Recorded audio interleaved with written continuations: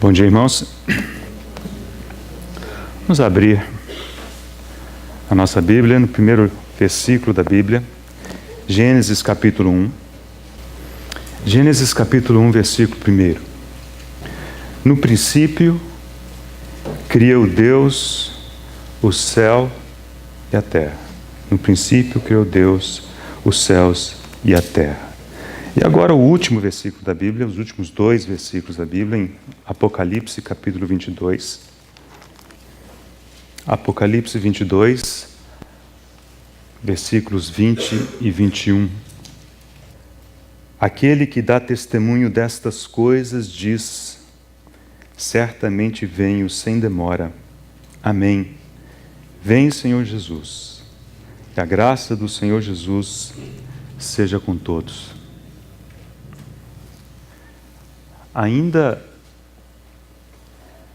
que a gente não tivesse jamais tido uma Bíblia na mão, faça esse exercício. Imagine que você nunca jamais leu a Bíblia, você nunca teve uma Bíblia na mão, mas se você lesse esses dois conjuntos de versículos, Gênesis 1:1, no princípio criou Deus os céus e a terra. E agora esse finalzinho, aquele que dá testemunho dessas coisas diz: certamente venho sem demora. Amém. Vem, Senhor Jesus, e a graça do Senhor Jesus seja com todos. É impossível não concluir que muita coisa deve existir entre esses dois versículos, entre esses dois extremos. Ao lermos esses versículos, percebemos que um é o princípio de tudo, outro é o fim de tudo, e certamente deve ter havido grande desenvolvimento, grande revelação entre um e o outro. Ninguém precisa conhecer a Bíblia em detalhe para chegar a essa conclusão. E a Bíblia, de fato, é uma revelação progressiva, né? E o desejo que a gente tem nesses dias de conferência é considerarmos um pouco dessa progressão, mas nos atermos ao Novo Testamento. Não vamos começar de Gênesis, vamos começar do livro de Mateus. E mesmo em se tratando do Novo Testamento, essa progressão também ela é muito impressionante, ela é muito significativa, né? Em 1865, um erudito da Universidade de Oxford, Thomas Bernard, ele deu uma sequência de palestras sobre esse tema. E ele intitulou essas palestras O Progresso da Doutrina no Novo Testamento. 1865. Foram alguma coisa em torno de 7 palestras ou coisa parecida. Na virada do século, ou seja, por volta do ano de 1900, essas palestras já haviam sido colocadas em forma de livro e já circulava a 5ª edição desse livro. De fato, é um dos livros que é considerado um dos clássicos cristãos. E um tempo atrás eu tive a oportunidade de ler o livro e fiquei muito impressionado com aquilo que li. E o meu exercício diante do Senhor e dos irmãos ao longo dessa semana é tentar trazer um pouquinho, né, daquilo que está registrado naquele livro e trazer um pouco do meu encargo com respeito a esse tema para com os irmãos. E, em particular, existem 2 objetivos, se eu assim pudesse resumir os objetivos para essa consideração, eles são os seguintes. Em primeiro lugar, que nós possamos ser encorajados a olhar para o Novo Testamento como uma única coisa, um grande documento. Muitas vezes a nossa visão do Novo Testamento ela é muito fragmentada e acabamos nos concentrando num aspecto aqui, no outro aspecto ali, e amém por isso, mas precisamos enxergar que o Novo Testamento é uma grande revelação. E claro que ela está dentro de uma maior revelação ainda, que é a Bíblia inteira. Então, primeiro objetivo é encorajarmos a olhar para o Novo Testamento e, a partir de então, quem sabe, estudarmos o Novo Testamento como um documento, composto, claro, de partes menores, mas em que cada parte tem um papel impressionante, fundamental, nessa progressão da revelação de Deus ao longo do Novo Testamento. E o segundo objetivo é algo mais pessoal de cada um. Porque ao observarmos que no propósito de Deus, aprove a Ele, daqui a pouco nós vamos falar mais a respeito disso, que a doutrina progredisse ao longo do Novo Testamento, eu estou convencido que é do desejo do Senhor que a doutrina progrida em cada um de nós também. Se é assim ao longo das páginas sagradas, deve também ser assim para conosco. Então precisaremos refletir vez após vez, né? Se a nossa experiência com a palavra tem sido uma experiência de progresso, tem sido uma experiência em que aos poucos ganhamos clareza e entendimento de certas questões. Ou será que o nosso entendimento da palavra hoje é mais ou menos o mesmo que a gente tinha 5, 10 anos atrás? Se for assim, algo parece que precisa ser tocado pelo Senhor, porque precisa haver progresso, precisa haver avanço nesses aspectos. Então, irmãos, é basicamente esse é o objetivo, o encargo, né, nessas primeiras sessões das manhãs, começando hoje, terminando sexta, se assim o Senhor permitir. Okay. Antes de tocarmos o nosso primeiro texto, eu acho que há um esclarecimento importante da gente fazer. Quando a gente pensa em progresso, né, o que a gente não deve pensar? Nós não devemos imaginar que se trata de que em Mateus encontramos a doutrina, digamos, de forma imperfeita, quase certa, e ela vai se acertando ao longo do Novo Testamento. Não, não é isso. A doutrina ela sempre esteve perfeita, sempre completa. A palavra de Deus é inerrante, perfeita, inspirada de Gênesis a Apocalipse. Mas a maneira com que o Senhor aprove de desvendar certas verdades, ela sim que é progressiva. É ela que aos poucos, ela tem uma semente plantada aqui e depois vemos uma plantinha mais no meio do caminho e lá no final vemos o fruto formado. Mas é importante que percebamos que a palavra de Deus ela é perfeita e inerrante, de Gênesis a Apocalipse. Então, quando falamos de progresso, é muito mais esse entendimento do desvendar, o desenrolar da história, ela se dá progressivamente. Não se trata de alguma coisa imperfeita que vai melhorando ao longo do tempo. Não, não é isso, né? Muito bem. Então, comecemos com o nosso primeiro texto. Nós vamos buscá-lo na oração do Senhor, em João capítulo 17.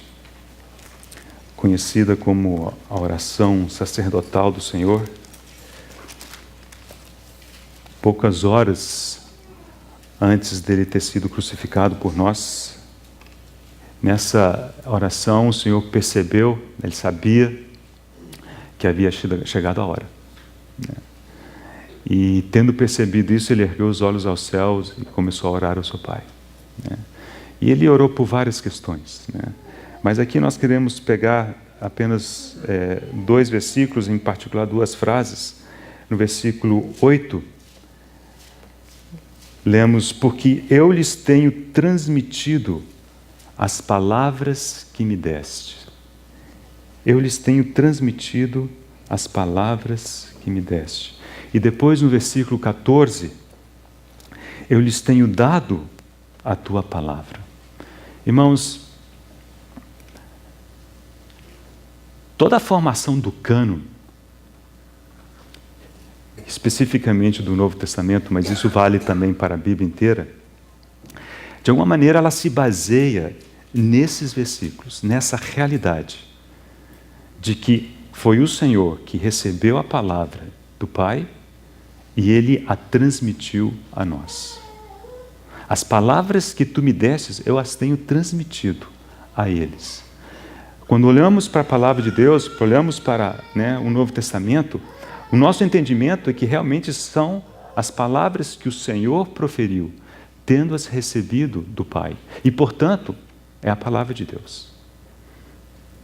Mas, se vocês pararem para pensar, as palavras que saíram dos lábios do Senhor, elas estão confinadas quase que exclusivamente aos evangelhos.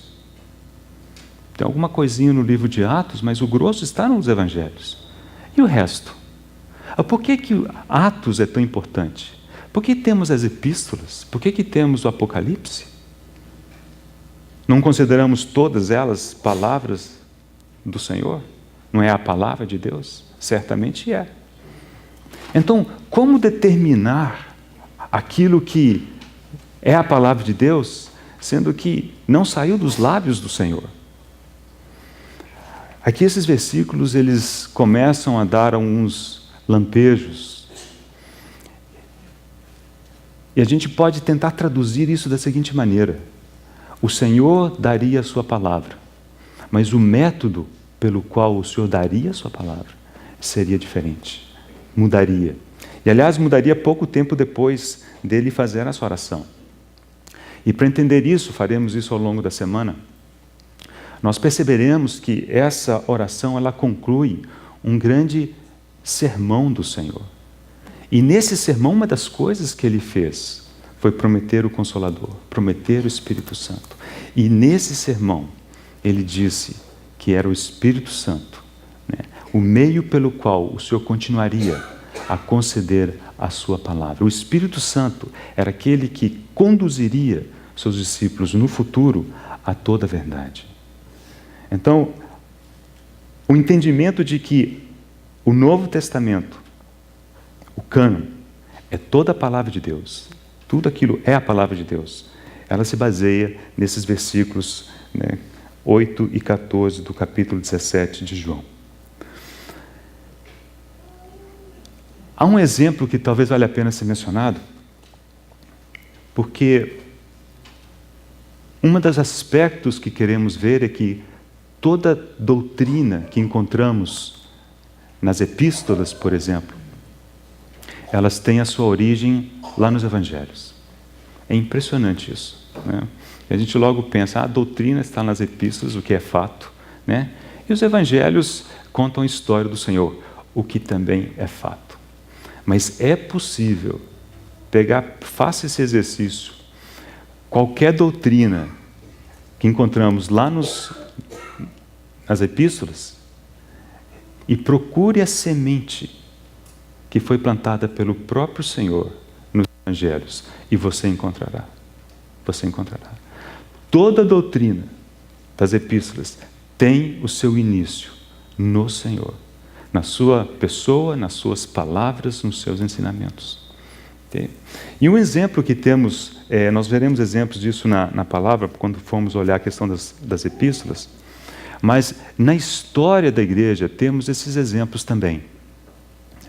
Então, vou mencionar apenas um, diz respeito aos concílios, né, os primeiros concílios da era cristã. Tem o concílio de Niceia, que foi no ano 325 dessa era, e o concílio de Constantinopla, 381.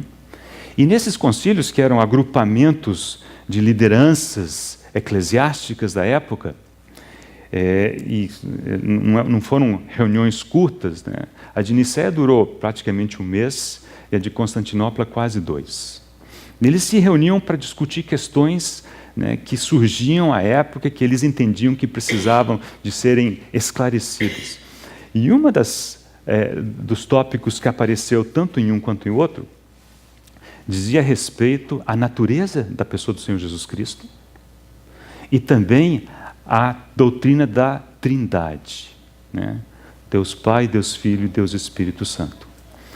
Bom, e praticamente aquilo que se concluiu ao final daqueles concílios não difere daquilo que já está registrado no Novo Testamento. Não difere. Eles não criaram nenhum conceito. Eles não elaboraram nada de novo. O que eles conseguiram fazer foi voltar às Escrituras e reconhecer aquilo que já estava revelado. E mais do que isso, colocar isso de forma talvez mais firmes para si mesmos e para os demais. Mas não houve um acrescentar de nada que já não existisse. Era muito mais um reconhecer e um perceber que, opa, isso daqui é esse aspecto, isso de cá é aquele outro aspecto. E aquilo foi colocado numa base talvez um pouco mais clara para eles. Então, quando falamos do desenvolvimento, do progresso da doutrina ao longo do Novo Testamento, é muito nesse aspecto.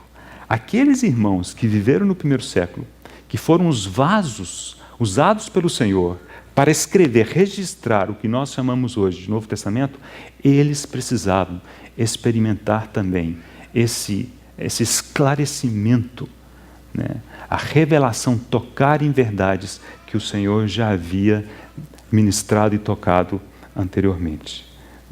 Então, o importante é isso, é percebermos que não há um inventar de novas coisas, não é alguma coisa que não existia que passou a haver ao longo do trajeto. Não, tudo teve seu início, né? Com o Senhor, Ele plantou todas as sementes. E depois é importante reconhecer essas sementes e como é que cada uma delas desenvolveu e cresceu. Muito bem. Vamos começar considerando os evangelhos, mas agora os evangelhos enquanto um conjunto único. Depois olharemos com alguns mais detalhes, questões específicas de cada um deles. Quando pensamos no evangelhos, o primeiro aspecto importante que devemos reconhecer é que os evangelhos são, antes de mais nada, um relato de fatos, de acontecimentos, né? Vamos ver como inicia o evangelho de Lucas. Lucas capítulo 1, a partir do versículo 1. Visto que muitos houve que empreenderam uma narração coordenada dos fatos que entre nós se realizaram.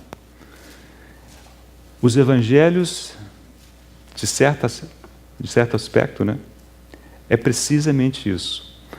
Uma narração coordenada de fatos que entre nós se realizaram.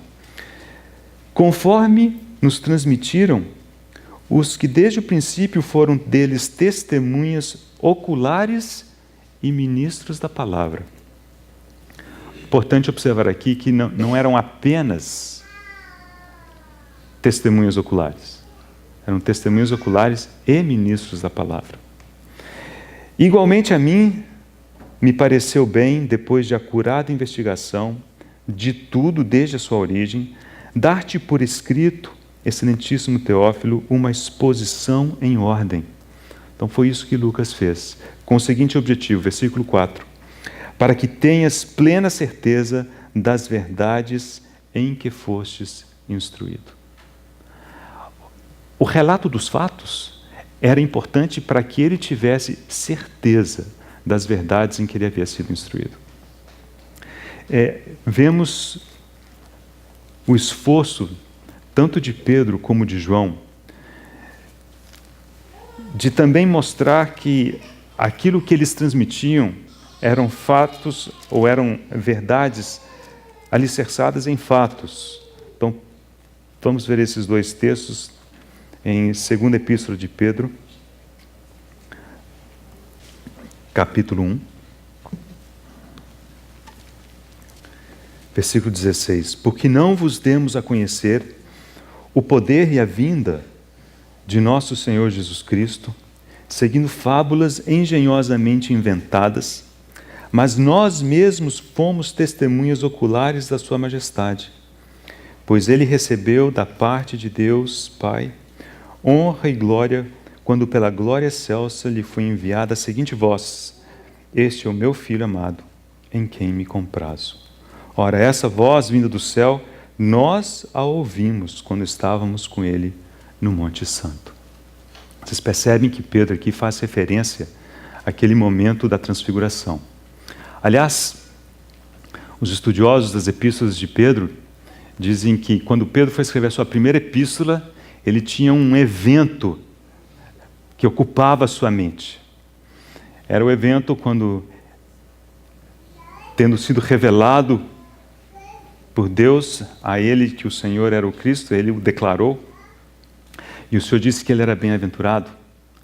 E ele disse que sobre essa rocha ele edificaria a sua igreja.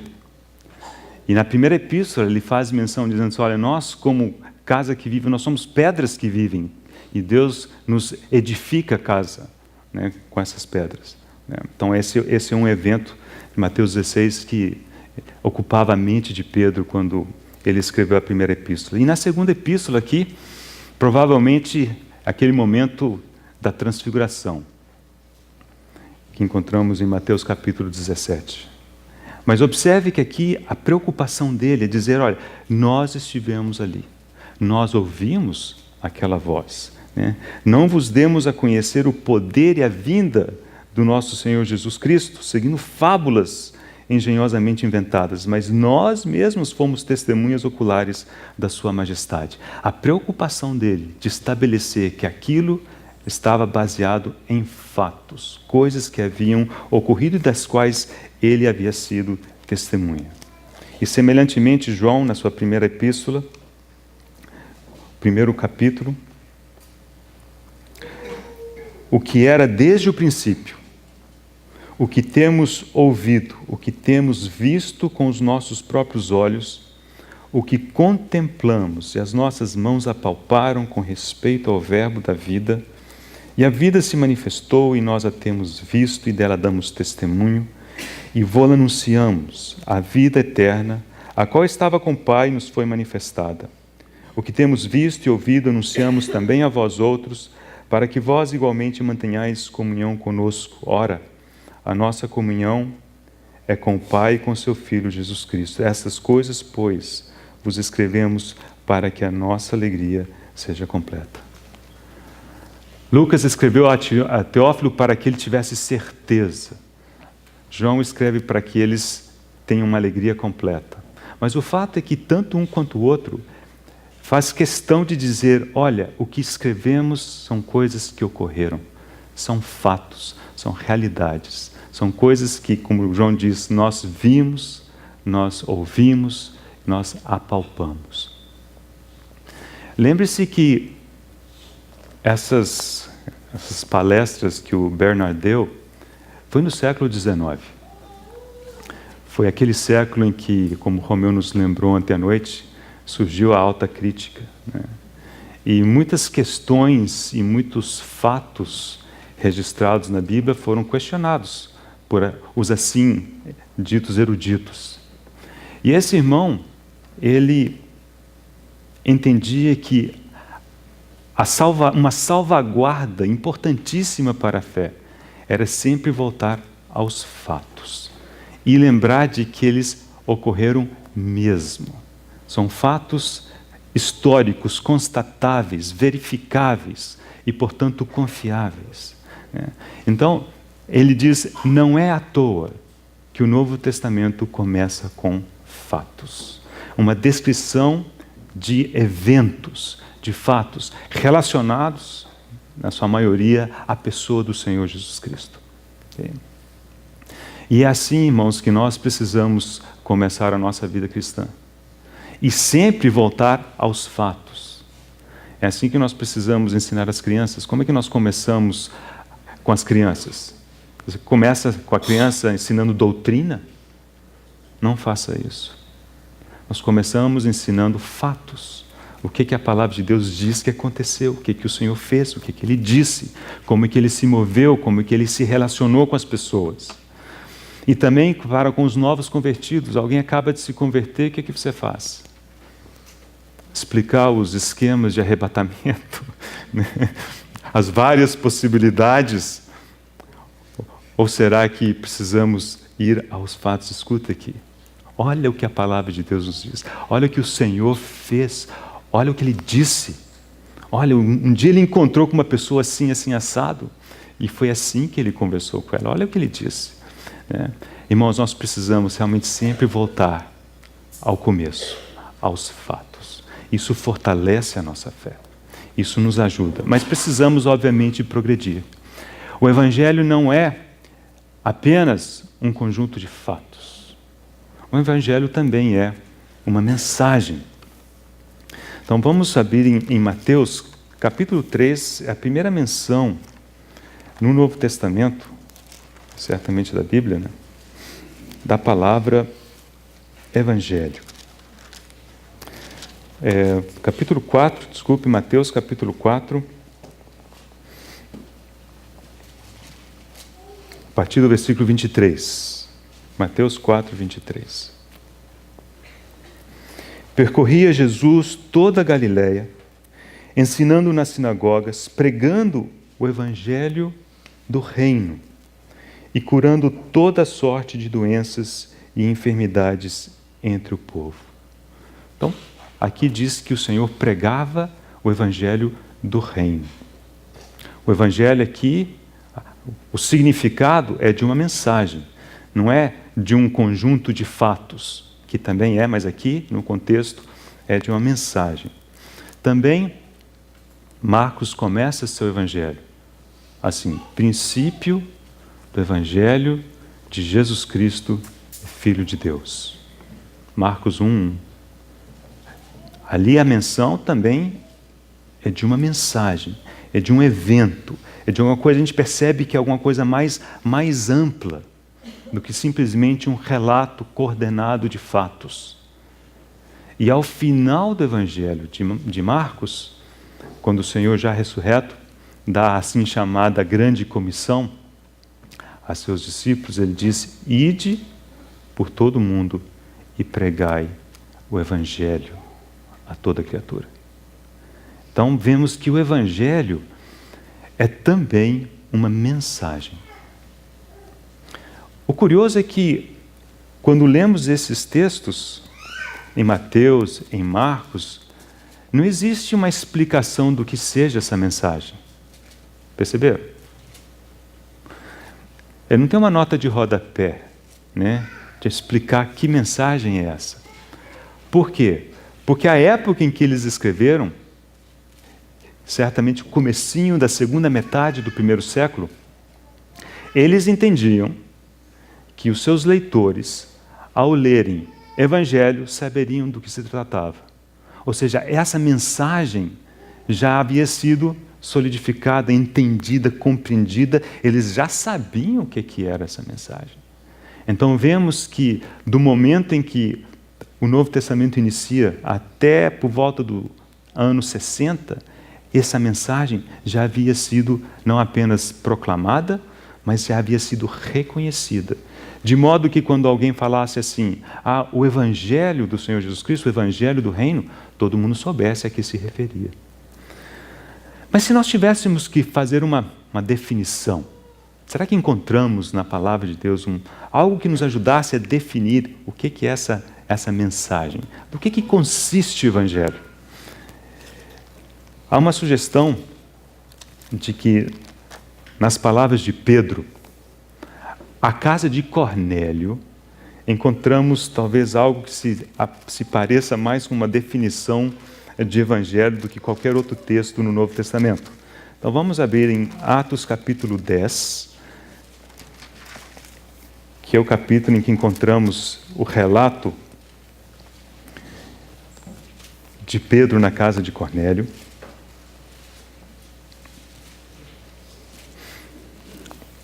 Então os irmãos estão lembrados que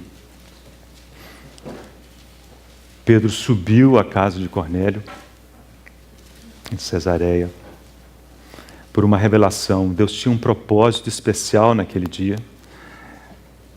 Muitos entendem que esse é o momento em que, de forma mais ampla, o Evangelho chegaria e incluiria os gentios. Claro que Cornélio não foi o primeiro gentio a ouvir e se converter, né? Temos o eunuco, né, o caso de Filipe, lá no capítulo 8. Então já havia havido conversão de gentios, mas aqui de uma maneira mais ampla, né, oficial quase, se a gente pudesse usar essa palavra. Aconteceu nesse texto que encontramos aqui em Atos capítulo 10. Muito bem, e encontramos aqui palavras de Pedro dirigidas a esse conjunto de pessoas, pequeno grupo de pessoas na casa de Cornélio. Vamos ler a partir do versículo 36, capítulo 10 de Atos, capítulo 10, versículo 36. Esta é a palavra que Deus enviou aos filhos de Israel, anunciando-lhes o evangelho da paz, por meio de Jesus Cristo. Este é o Senhor de todos. Vós conheceis a palavra que se divulgou por toda a Judéia, tendo começado desde a Galiléia, depois do batismo que João pregou. Lembre-se que em Marcos 1:1, lá diz princípio do evangelho de Jesus Cristo. E logo depois ele diz, João Batista estava pregando e batizando. Na mente de Pedro, o evangelho tem seu início com o início do ministério do Senhor Jesus Cristo. E aqui encontramos isso porque ele diz que a palavra que se divulgou por toda a Judéia, tendo começado desde a Galiléia, depois do batismo que João pregou. Esse é o ponto de partida para Pedro. Como Deus ungiu a Jesus de Nazaré com o Espírito Santo e com poder, o qual andou por toda parte, fazendo o bem e curando a todos os oprimidos do diabo, porque Deus era com ele. E nós somos testemunhas de tudo isto que ele fez na terra dos judeus, em Jerusalém, ao qual também tiraram a vida, pendurando-o no madeiro. A este ressuscitou Deus no terceiro dia e concedeu que fosse manifesto, não a todo o povo, mas às testemunhas que foram anteriormente escolhidas por Deus, isto é, a nós que comemos e bebemos com ele, depois que ressurgiu dentre os mortos, e nos mandou pregar ao povo e testificar que ele é quem foi constituído por Deus, juiz de vivos e de mortos. É um bom resumo. Aliás, é um bom resumo do Evangelho de Marcos. Há quem diga, observou que começou com aquela palavra que foi divulgada depois do batismo que João pregou, Marcos capítulo 1, versículo 2 ou 3 já, e ao final, versículo 42 aqui, diz que, e nos mandou pregar o Evangelho ao povo. Essa já é a grande comissão. Então, tudo aqui empacotado nesses poucos versículos está o Evangelho de Marcos. Há quem diga que esses versículos são um resumo do Evangelho de Marcos, e há outros que preferem dizer que o Evangelho de Marcos é uma expansão dessas palavras proferidas por Pedro. E sabemos que Marcos escreveu o Evangelho sob a influência de Pedro. Então aqui temos, resumido, o que é essa mensagem do Evangelho. Mas precisamos, só a título de salvaguarda, mencionar que essa mensagem ela provavelmente seja mais ampla do que às vezes a gente imagina. Quando a gente fala pregar o Evangelho, o que naturalmente vem à nossa mente? Pregar a salvação em Cristo Jesus, não é? Perdão de pecados e a salvação em Cristo Jesus, é a vida eterna. Mas a mensagem do Evangelho é mais do que isso. Então, para vermos isso, vamos abrir no livro de Romanos, capítulo 1. Romanos, capítulo 1. Depois da saudação com a qual Paulo abre essa epístola, ele começa a falar a esses irmãos que ele não conhecia ainda pessoalmente, do que ele sabia deles e dos planos que ele tinha. Então, observe a partir do versículo 8. Primeiramente dou graças a meu Deus, mediante Jesus Cristo, no tocante a todos vós, porque em todo o mundo é proclamada a vossa fé. A fé daqueles irmãos era tal que era proclamada em todo o mundo. Depois, se vocês observarem no capítulo 16, já fechando essa epístola, Paulo volta a fazer uma menção parecida. Ele diz que a obediência deles era conhecida de todas as nações. Essa fé era uma fé que levava à obediência, e isso havia espalhado, e as pessoas falavam, conheciam da fé e da obediência desses santos lá em Roma. E Paulo dava graças a Deus por isso. Versículo 9. Porque Deus, a quem sirvo em meu espírito no evangelho do seu Filho, é minha testemunha de como incessantemente faço menção de vós, em todas as minhas orações, suplicando que, em algum tempo, pela vontade de Deus, se me ofereça a boa ocasião de visitar-vos. Porque muito desejo ver-vos, a fim de repartir convosco algum dom espiritual, para que sejais confirmados, isto é, para que em vossa companhia reciprocamente nos confortemos por intermédio da fé mútua, vossa e minha. Porque não quero, irmãos, que ignoreis que muitas vezes me propus ir ter convosco no que tenho sido até agora impedido, para conseguir igualmente entre vós algum fruto, como também entre outros gentios. Pois sou devedor tanto a gregos como a bárbaros, tanto a sábios como a ignorantes. Por isso, quanto está em mim, estou pronto a anunciar o Evangelho também a vós outros em Roma. Ora, é claro que aqui o Evangelho não se limita à salvação em Cristo Jesus. Já eram irmãos. Não apenas isso, já eram irmãos cuja fé e obediência haviam chegado a tal ponto que eram conhecidos de várias nações. Eram irmãos avançados, se a gente pudesse colocar assim. E, no entanto, Paulo diz, eu quero ir, estou pronto a ir e anunciar o Evangelho também a vós outros em Roma. Então, na mente de Paulo, o Evangelho era uma mensagem muito mais ampla do que simplesmente, se é que a gente pode usar a palavra simplesmente, a salvação em Cristo Jesus.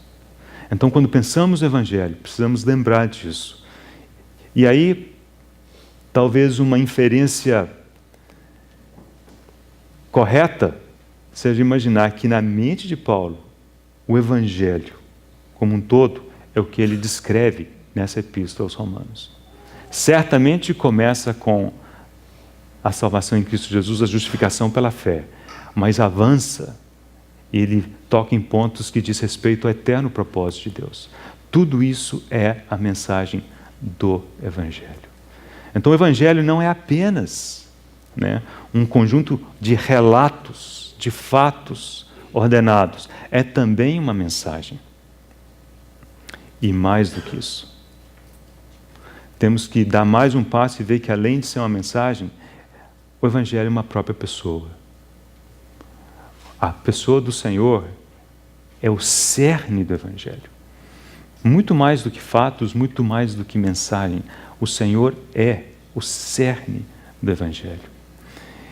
Ele plantou algumas sementinhas nesse sentido lá no Evangelho de João. Vamos ler as palavras do Senhor para Marta, depois de Lázaro ter morrido e estava prestes a ressuscitá-lo. João capítulo 11. Evangelho de João capítulo 11. Versículo 25. Disse-lhe Jesus, eu sou a ressurreição e a vida. Eu sou a ressurreição e a vida. No capítulo 14, um versículo conhecido nosso, versículo 6, João capítulo 14, versículo 6, respondeu-lhe Jesus, eu sou o caminho e a verdade e a vida. Eu sou a ressurreição e a vida. Eu sou o caminho, a verdade e a vida. O Senhor é o cerne do Evangelho. E quando avançamos para as epístolas, é como se essas sementinhas realmente elas explodissem. E aí vemos que o Senhor é verdadeiramente tudo em todos. Ele se nos tornou da parte de Deus em sabedoria e justiça e santificação e redenção. Ele é a nossa paz, Efésios capítulo 2. Ele é a esperança da glória, Colossenses capítulo 1. Ele é a nossa vida, Colossenses capítulo 3. Ele é. Essas coisas todas a gente volta e encontra as sementinhas plantadas aqui. Mas observe com cuidado. Uma coisa o Senhor fala assim: eu sou a vida. Eu sou a ressurreição e a vida. Eu sou o caminho, a verdade e a vida. Outra coisa é, alguns anos depois, Paulo dizer, Ele é a nossa vida. E quando Paulo diz assim, para mim o viver é Cristo. Uma coisa é o Senhor é a vida. É um conceito, é a semente na forma mais embrionária, é o conceito, talvez distante, objetivo, que aquilo tem que se tornar nossa experiência. E depois de algum tempo, quando a gente fala de progresso, é muito nesse sentido. A coisa chega ao ponto de falar assim, Ele é a nossa vida. É possível que a gente conheça, ou possa dizer, ou confirme que o Senhor é a vida em termos gerais, mas nunca experimentar a realidade do Senhor ser a nossa vida, ser a nossa paz, a nossa sabedoria, a nossa justiça. Ele é. Então, esse progresso, ele é importante. O Evangelho não é apenas um conjunto de fatos, é também uma mensagem, mas precisamos avançar a ponto de ver que ele é uma pessoa. O Evangelho é uma pessoa. A pessoa do Senhor Jesus Cristo. Diz esse irmão que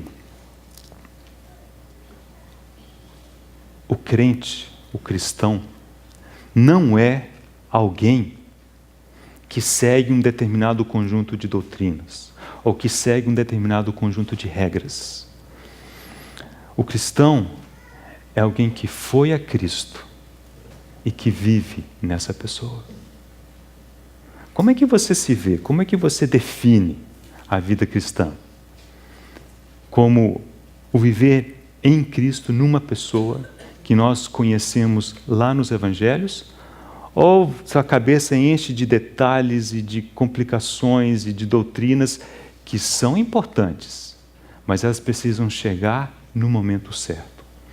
O Novo Testamento ele começa com os Evangelhos, começa com fatos.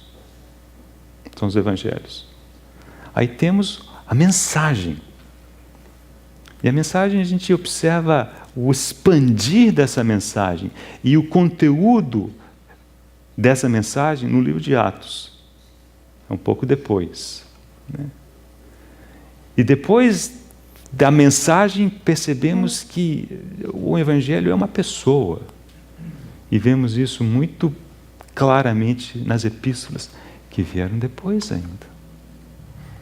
E aí, claro, encontramos o final, que é o livro de Apocalipse.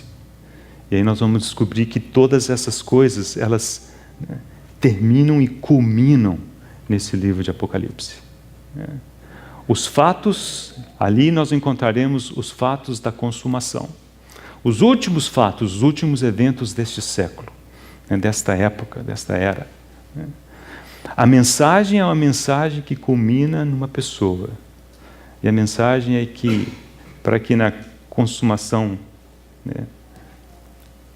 da plenitude dos tempos, todas as coisas converjam na pessoa do Senhor Jesus Cristo.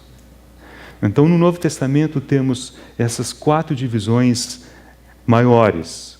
Os Evangelhos, depois o livro de Atos, depois as epístolas e o livro de Apocalipse.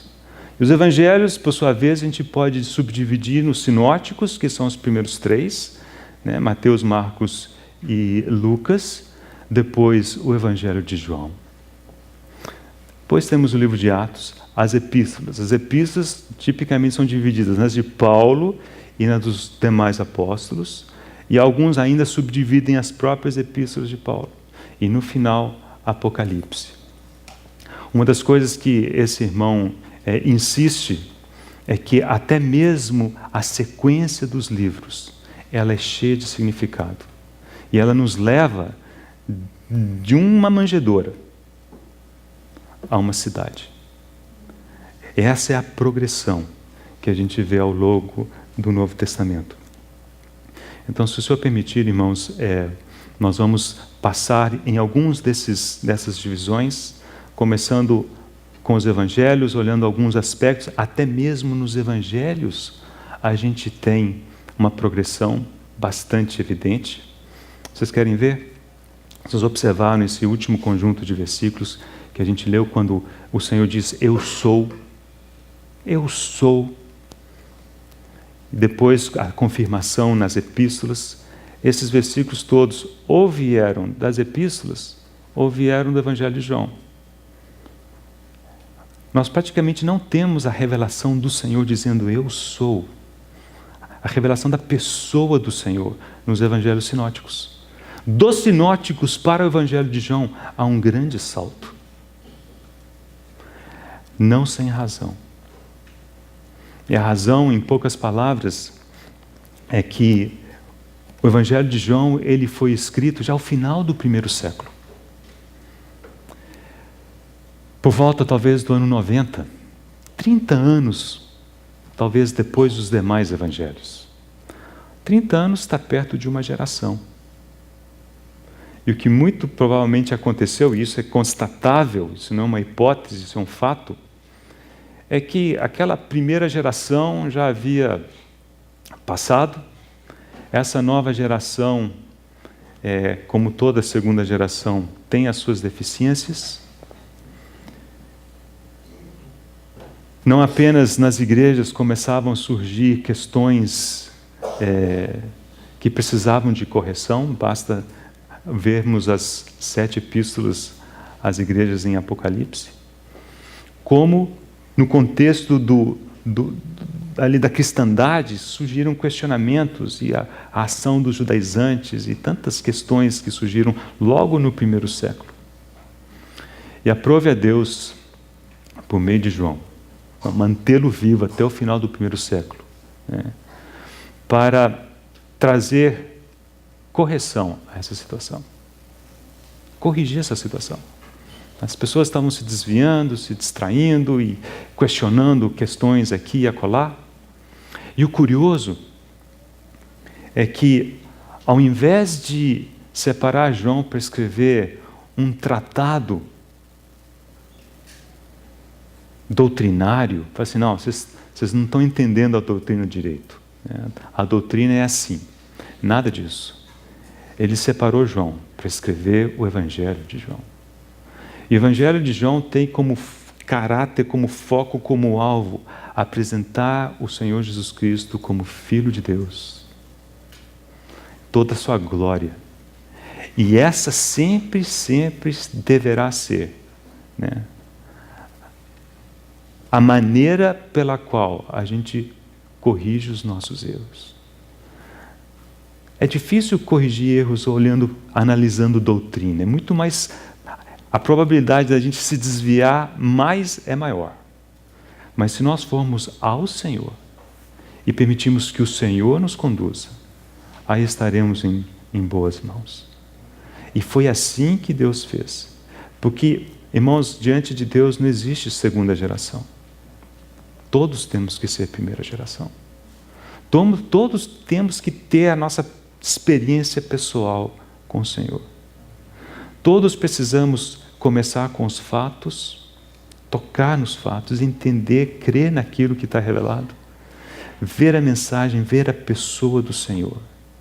E só então avançarmos para as doutrinas. As doutrinas são importantes, elas são fundamentais, mas não adianta tentar se apoderar das doutrinas sem ter um conhecimento da pessoa do Senhor, do seu falar, saber reconhecer a voz do Senhor.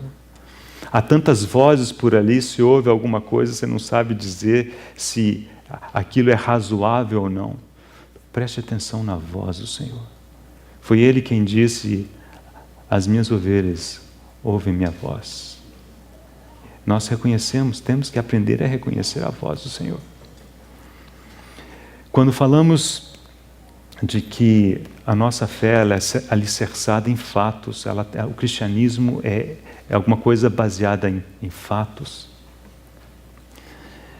a gente passa a entender a necessidade da progressão. Dificilmente nós vamos imaginar algum fato mais relevante, mais importante na história da humanidade do que a morte, ressurreição e ascensão do Senhor. Isso é tão central, tão fundamental ao propósito de Deus, que é um fato que, sem ele, fica muito difícil de entendermos tantas outras coisas. Não é verdade?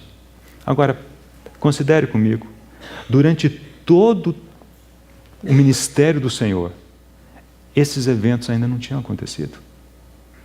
Então ele estava lidando com um grupo de pessoas que ele sabia que precisariam de conhecer esses fatos tão importantes para prosseguir, sendo que eles não haviam acontecido ainda.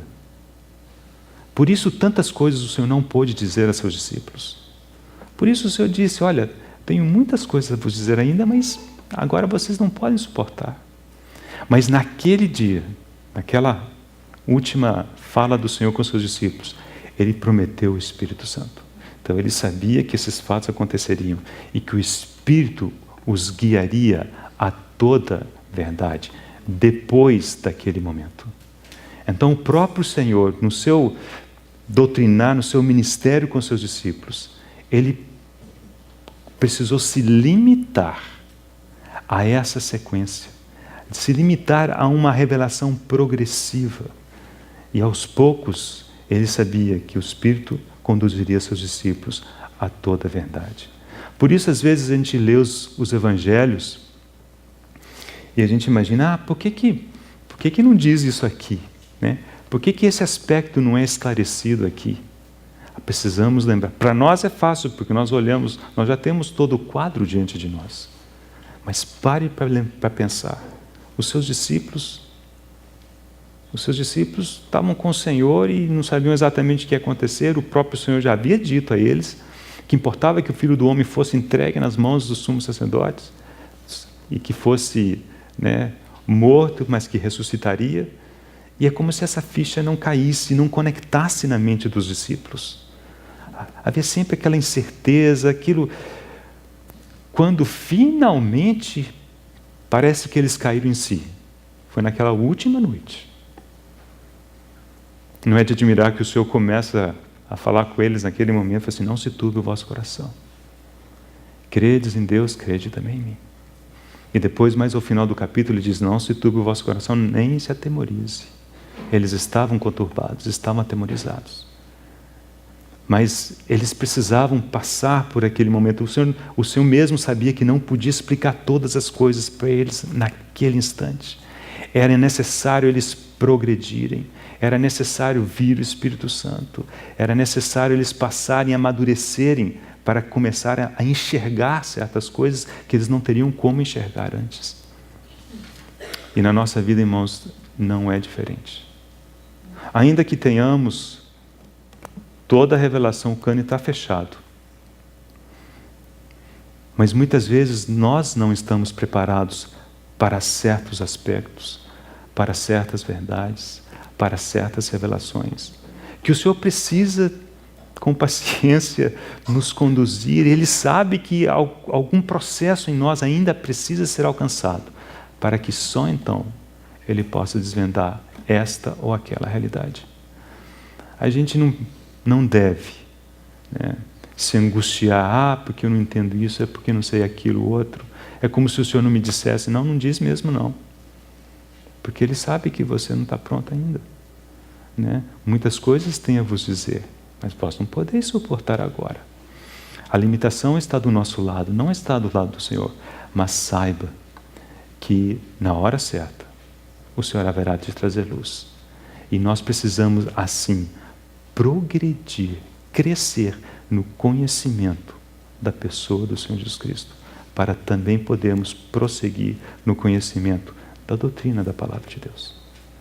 Então, se o Senhor nos permitir, com a ajuda dele, nós vamos tocar um pouco nos Evangelhos, tocar um pouquinho no livro de Atos e também nas Epístolas, ainda que bem rapidamente, para vermos como que essas coisas ao longo do Novo Testamento foram avançando, né, na Igreja do Senhor.